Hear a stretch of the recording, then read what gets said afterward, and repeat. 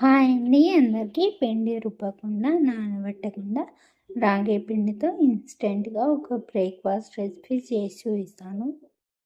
ఒక గిన్నెలో ఒక కప్పు రాగి పిండి వేసుకోవాలి, ఒక కప్పు సన్న ఉప్మా రవ్వ వేసుకోవాలి, ఒక కప్పు పెరుగు వేసుకోవాలి. రాగి పిండి, ఉప్మా రవ్వ, పెరుగు అన్నీ సమానంగా వేసుకోవాలి.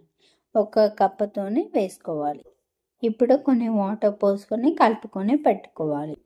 ఇప్పుడు ఆనియన్స్, పచ్చిమిర్చి, కొత్తిమీర, సాల్ట్, ఒక స్పూన్ జీలకర్ర వేసుకొని కలుపుకొని పెట్టుకోవాలి. ఇప్పుడు ఒక కడాయి పెట్టుకొని ఆయిల్ పోసుకోవాలి. ఒక గంట పిండి తీసుకొని వేసుకోవాలి.